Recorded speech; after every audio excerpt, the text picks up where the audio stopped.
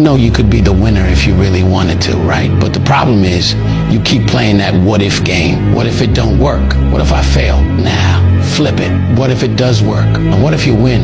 Then what? You're gonna be sitting there happy, right? You say you wanna win, but then you're scared to lose. What sense does that even make? Look, you can't talk about wanting to win and then be scared of the risk. That's not how this works. If you lock in, keep your head down and stay focused on the vision, how could you not win?